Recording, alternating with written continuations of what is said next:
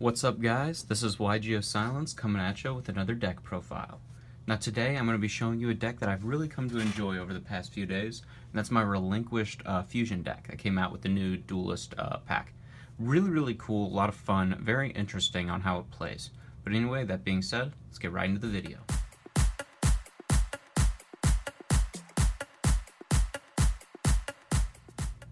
Alright, going off into the main deck, we have 3 Relinquished. Alright, you must run 3 of this card, alright? It's the main combo point in the deck. It allows you to go into all your plays with the fusion monsters and itself. Alright, this card is actually really good even in today's meta, even though it was made a long time ago. Because it's 1 star, the ritual summon of it requires only 1 monster at any time.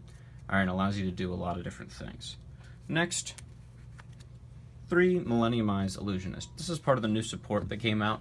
I really like this card. It allows you to just steal any of your opponent's monsters at any time, alright? And then if you fusion summon a Relinquished or restrict fusion monster, it just comes from the grave back to your hand. So it allows you to recycle it if a card would be summoned. So you always have access to one of these.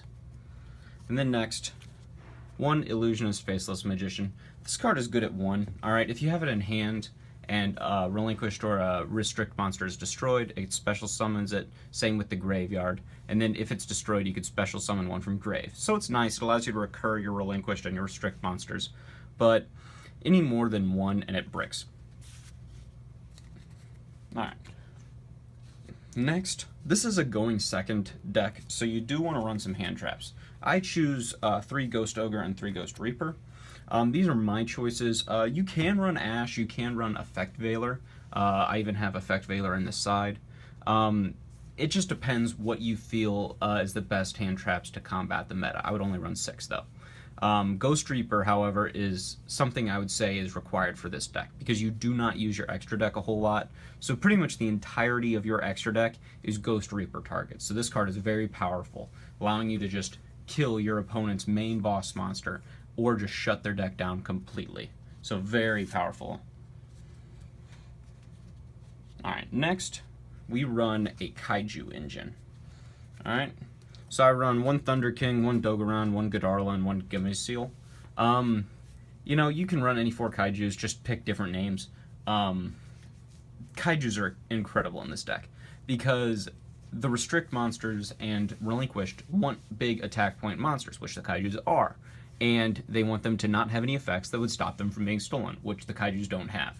So this allows you to deal with your opponent's very powerful boss monsters, such as a Masterpiece, such as an ABC Buster Dragon, and kind of shut them down, alright? Next, kind of some generic support for ritual decks. 3 Manju. Just allows you to get anything. You're not normal summoning very much in this deck. You only would normal summon Manju or the 1 Kinkabuyu you run, alright?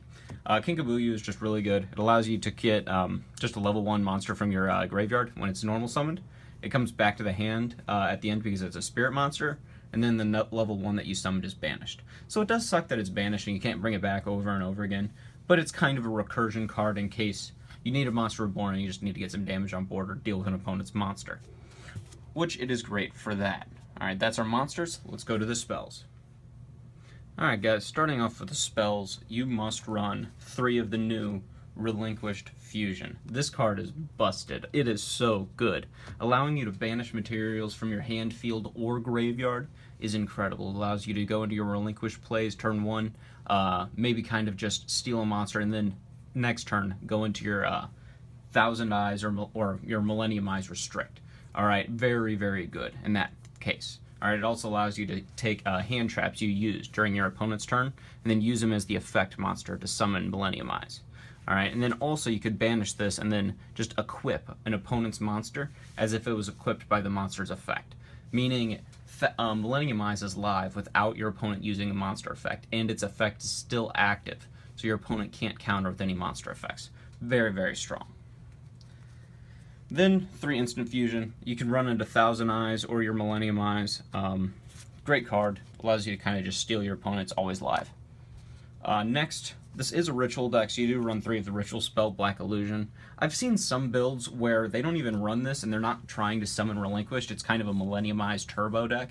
I think, however, that deck is not as good as a Relinquished Ritual deck with the new support, because it's more consistent, and also Relinquished is not a bad card, allowing you to steal your opponent's monsters just during your turn, which makes it a strong card. I think it's much better. Next, 3 pre-prep, obviously, and then I run 3 prep. Alright, prep is really, really nice. It's very good because it just adds Relinquished, and then it also lets you recur Black Illusion Ritual from your graveyard. In this deck, you want Relinquished in your hand at all times, and even having multiple is not that big of a deal, because it is also an effect monster for Millenniumize Restrict to fusion some of that. So the ritual spells, you're running pretty much all of them, alright? And then the one-ofs, 1 Interrupted Kaiju Slumber, great card. 1 Foolish Burial. You could send the Millenniumize Illusionist and the Faceless Magician to the graveyard and then get their effects when you summon or a card is destroyed. So that's really good. The 1 Monster Reborn, and then this is a 39 card deck. So you run the 1 Upstart. But anyway, that's our spells and the rest of the main deck. Let's go off to the extra deck.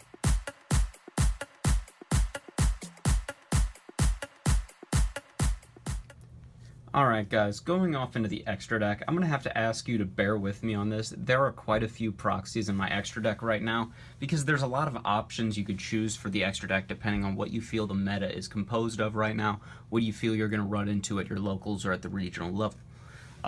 So there are a few proxies in here. I do apologize for that. Some of them are very expensive. The cards I'm probably going to have to borrow from friends. But anyway, starting off, you're going to run 2 Millenniumize Restrict. Alright, this card is great. You definitely run a 1 multiples of it. It's just an incredible card. It stops hand traps, stops your opponent's monster effects. It's just great. One of the coolest things I think it does is, I play a lot of ABC players.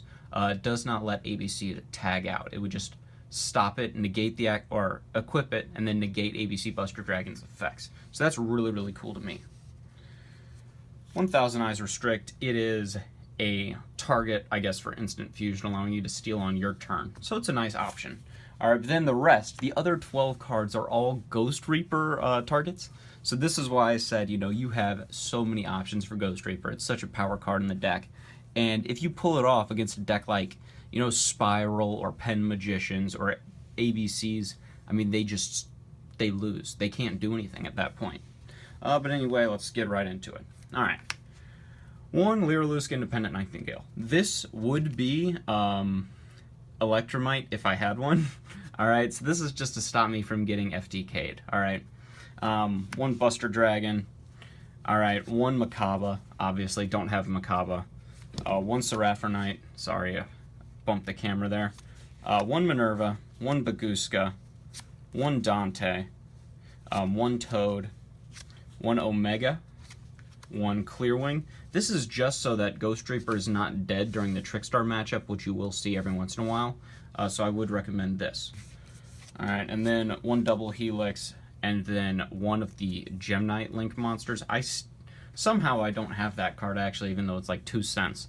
But I didn't pull it in the box opening, I did.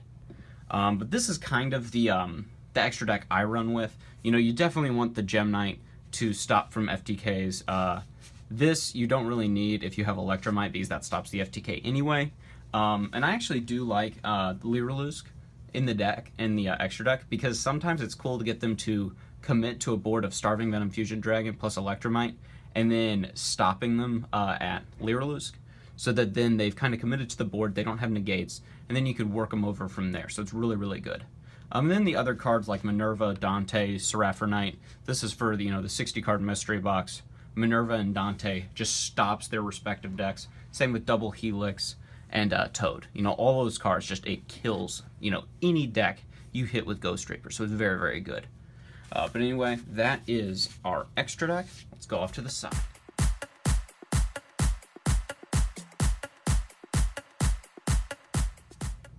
Alright, starting off with the side deck, you run 3 Danko. Alright, I am in the camp that you should always run Danko in every side deck. It just stops so many different respective decks. And you guys are probably getting tired of hearing me say this in every single one of my side decks.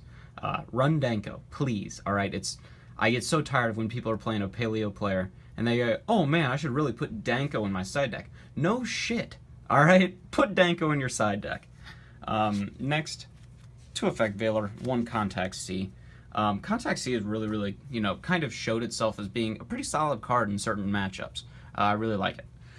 Next, I run 1 Godarla. I go into Godarla as an extra Kaiju pretty much in the True Draco matchup because I really don't like outing Masterpiece. Alright, that is a huge issue, and Kaijus are the best answer for Masterpiece. So you could side out, obviously the Ghost Reapers because they're useless in that matchup. Next, I run 3 Cosmic Cyclones. Those are really good in pretty much all matchups. You side them a ton. 1 Regeki, 1 Dark Hole. This is good for, certain decks that go into like Vanity's Fiends or certain, barrier statues. Something that prevents you from doing things on the field. They're very strong. And then, obviously, the required 3 D-Barriers. D-Barriers are just great in this format. If you're going first, you must play these. Just put D-Barriers in, alright?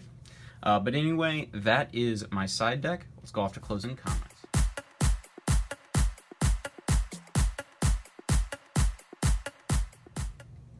Alright guys, closing comments on this deck. I think it's a lot of fun. I think it's really cool. And it has a surprise factor and a certain requirement for playing around it that has actually found me playing with it, in some competitive matchups, and I find it's quite effective. I stated earlier, it's fairly good in True Draco matchup, allowing you to kind of out those very problematic boss monsters such as Masterpiece.